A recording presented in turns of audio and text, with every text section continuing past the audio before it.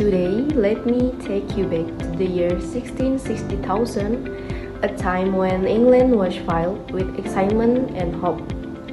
Hari ini, izinkan saya membawa kalian kembali ke tahun 1660, masa ketika Inggris dipenuhi dengan kegembiraan dan harapan. After years of strict Puritan rule, King Charles II returned to the throne, and with him came the rebirth of art and literature. Setelah bertahun-tahun berada di bawah aturan ketat kaum Puritan, Raja Charles II kembali ke tahta, membawa kelahiran kembalinya juga seni dan sastra. The theaters, which had been closed for nearly 2 decades, finally opened again. Teater-teater yang telah ditutup hampir 20 tahun akhirnya dibuka kembali. People rushed to watch plays and enjoy music, laughter, and entertainment. Orang-orang berbondong-bondong menonton pertunjukan dan menikmati musik, tawa, serta hiburan. The period was known as the Restoration Era because everything from politics to culture was restored. Masa ini dikenal sebagai era restorasi karena segala hal dimulai dari politik hingga budaya dihidupkan kembali. It was time when creativity and freedom began to flourish once more. Ini adalah masa kreativitas dan kebebasan mulai berkembang kembali. During this lively time, a new type of drama called the comedy of manners became very popular. Pada masa yang penuh kehidupan ini, muncul jenis drama yang baru disebut dengan comedy of manners yang menjadi sangat populer. These plays were known for their clever jokes, elegant language, and social satire. Drama ini terkenal karena lelucon cerdas, bahasa yang elegan, dan sindiran sosialnya. They often showed the life of rich people, their love affairs, gossip, and secret ambition. Mereka sering menggambarkan kehidupan orang kaya, kisah cinta, gosip, dan ambisi rahasia mereka. Playwrights like George Etheredge, William Worsley, and William Conrad led this new style with their witty and charming words. Penulis drama seperti George Etheredge, William Worsley, and William Conrad memimpin gaya baru ini dengan kaya yang cerdas dan memikat. One of the most famous plays was The Way of the World Conrad wrote in 17,000. Salah satu drama paling terkenal adalah The Way of the World, karya Conrad yang ditulis pada tahun 1700. Through humor, these plays showed the hypocrisy and pretensions of high society. Melalui humor, drama ini menunjukkan kemunafikan dan kepura-puraan masyarakat kelas atas. The entertained people while also teaching lesson about human behavior. Drama ini menghibur sekaligus memberikan pelajaran tentang perilaku manusia.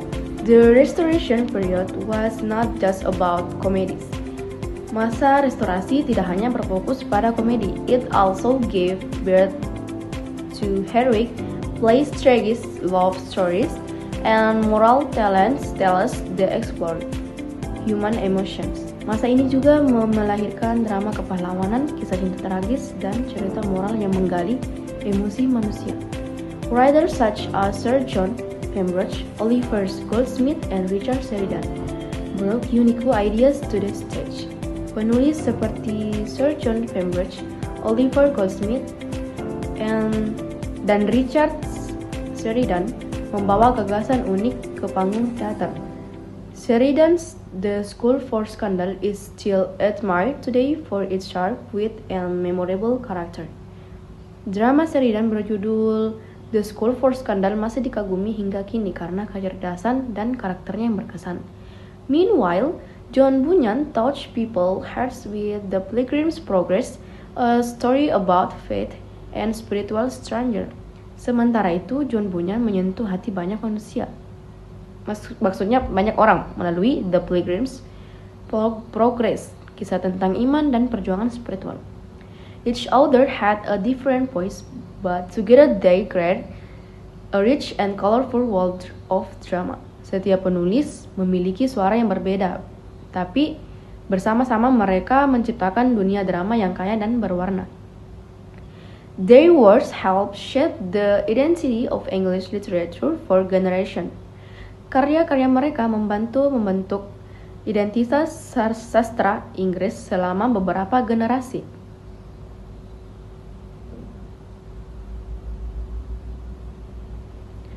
Not only drama but also prose and philosophy developed strongly during this time.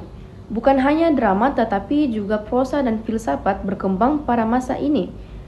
John Dryden, through his essay on dramatic poesy, discuss how plays could teach and entertain at the same times. John Dryden melalui karyanya Essay on Dramatic Poesy membahas bagaimana drama mendidik sekaligus menghibur. John Bunyan, with his simple but deep storytelling, spoke about religion and the journey of the human soul. John Bunyan dengan gaya bercerita yang sederhana namun mendalam membahas tentang agama dan perjalanan jiwa manusia. John Locke, on the other hand, explored the human mind in his essay concerning human understanding. Sementara itu, John Locke mengeksplorasi pikiran manusia dalam karyanya Essay Concerning Human Understanding. The thinkers encourage people to use logic and reason while still valuing emotion and faith. Para pemikir ini mendorong masyarakat untuk menggunakan logika dan akal sehat tanpa meninggalkan emosi dan keyakinan. The Restoration drama became a meeting point between our intellect. Era restorasi menjadi titik pertemuan antara seni dan kecerdasan. It was a time when people start to question, imagine, and create fairly. Itu adalah masa ketika orang mulai bertanya, berimajinasi, dan berkarya bebas. As the years passed, the spirit of the Restoration continued to inspire the world of literature.